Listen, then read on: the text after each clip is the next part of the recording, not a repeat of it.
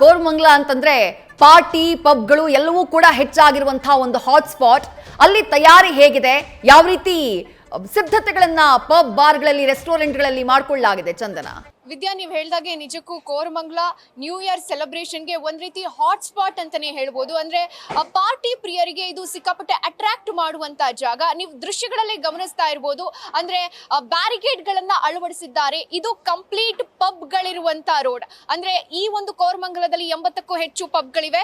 ಸಂಜೆ ಆಗ್ತಿದ್ದಂಗೆ ಇಲ್ಲಿ new year vibe ಶುರುವಾಗ್ಬಿಟ್ಟಿದೆ. ಈಗಾಗಲೇ ಒಂದು ಡಿಫ್ರೆಂಟ್ ಕೈಂಡ್ ಆಫ್ ವೈಬ್ ಇರುವಂತದ್ದು. ಅಂದ್ರೆ ಸಾಕಷ್ಟು ಕಪಲ್ಸ್ ಆಗಿರ್ಬೋದು, ಯುವಕ ಯುವತಿಯರು ಆಗಮಿಸ್ತಾ ಇದ್ದಾರೆ. ನೀವು ದೃಶ್ಯಗಳಲ್ಲಿ ಗಮನಿಸ್ತಾ ಇರಬಹುದು. ಹಾಗೆ ಪೊಲೀಸ್ ಇಲಾಖೆ ಕೂಡ ಒಂದಷ್ಟು ಕ್ರಮಗಳನ್ನ ತೆಗೆದುಕೊಂಡಿದೆ. ಪ್ರತಿ ಪಬ್ಗಳ ಮುಂದೆ ಕೂಡ QR ಕೋಡ್ ಅನ್ನ ಅಳವಡಿಸಿದ್ದಾರೆ.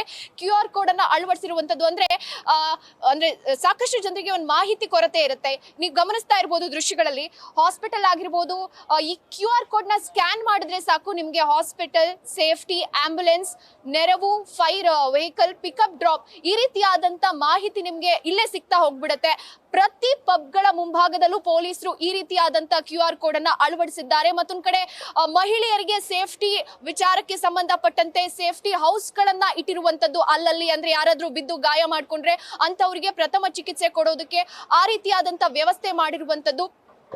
ಮತ್ತೊಂದು ಕಡೆ ಇಲ್ಲಿ ಕಂಪ್ಲೀಟ್ ಪಬ್ ರೋಡ್ ಆಗಿರೋದ್ರಿಂದ ವಾಹನ ಸಂಚಾರ ಆಲ್ರೆಡಿ ಬಂದಾಗಿದೆ. ಬ್ಯಾರಿಕೇಡ್ ಕ್ಲೋಸ್ ಮಾಡಿ ಯಾವುದೇ ವಾಹನ ಸಂಚಾರ ಬಂದಾಗಿರುವಂತದ್ದು. ಅಂದ್ರೆ ಕೆಲ ಹೋಟೆಲ್ ಪಬ್ಗಳಿಗೆ ಈ ಸಿಲಿಂಡರ್ ವಾಟರ್ ಸಪ್ಲೈ ಮಾಡೋದು ಬಿಟ್ರೆ ಯಾರು ಕೂಡ ಇಲ್ಲಿ ಬೈಕ್ಗಳಲ್ಲಿ, ಕಾರ್ಗಳಲ್ಲಿ ಯಾರು ಕೂಡ ಸಂಚಾರ ಮಾಡೋ ಹಾಗಿಲ್ಲ. ಫುಲ್ ಕಂಪ್ಲೀಟ್ ಬಂದ್ ಮಾಡಿದ್ದಾರೆ. ಹಾಗಾದ್ರೆ ಪಬ್ಗಳಲ್ಲಿ ಯಾವ ರೀತಿ ಪ್ರಿಪರೇಷನ್ ಮಾಡ್ಕೊಂಡಿದ್ದಾರೆ, ಅವ್ರಿಗೆ GBA ಕೊಟ್ಟಿರುವಂತಹ ಒಂದು ಸೂಚನೆಯ ಪ್ರಕಾರ ಅವ್ರು ಯಾವ ರೀತಿ ಪ್ರಿಪರೇಷನ್ ಅನ್ನ ಮಾಡ್ಕೊಂಡಿದ್ದಾರೆ ಅಂತ ತಿಳ್ಕೊಳ್ಳುವಂತ ಪ್ರಯತ್ನ ಮಾಡ್ತೀನಿ. ನಮ್ ಜೊತೆಗಿದ್ದಾರೆ ಈ ಕೋರಮಂಗಲದಲ್ಲಿರುವಂತಹ ಪಬ್ ನ ಸಿಬ್ಬಂದಿ, ಅವ್ರನ್ನ ಮಾತನಾಡಿಸ್ತಾ ಹೋಗೋಣ.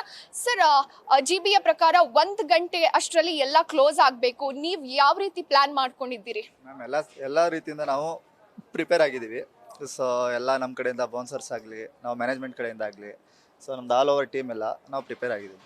ಅಂದ್ರೆ ಈಗ ಕುಡ್ದು ಅಂದ್ರೆ ಟೈಟ್ ಆದ್ಮೇಲೆ ಬೀಳೋದು ಆ ರೀತಿ ಘಟನೆಗಳು ಸಹಜ. ಅಂತವ್ರಿಗೆ ನಿಮ್ಮ ಪಬ್ ಕಡೆಯಿಂದ ಏನಾದ್ರು ಪ್ರಿಕಾಷನ್ಸ್ ಆ ರೀತಿ ಏನಾದ್ರು ಪ್ರಿಪೇರ್ ಆಗಿದ್ದೀರಾ? ಯಾ ಮ್ಯಾಮ್, ಅಲ್ಲಿಂದ ನಮ್ಗೆ ಏನೋ ತೊಂದರೆ ಆಗದೆ ಇರೋ ಥರ ಅವ್ರನ್ನ ನಾವು ಕೆಳಗಡೆ ಕರ್ಕೊಂಡ್ ಬರ್ತೀವಿ. ಸೊ ಸೇಫಾಗಿ ಅವ್ರನ್ನ ಇಲ್ಲ ಕೆಳಗಡೆ ಬಿಡ್ತೀವಿ, ಅದರಲ್ಲಿ ಏನಿದಿಲ್ಲ.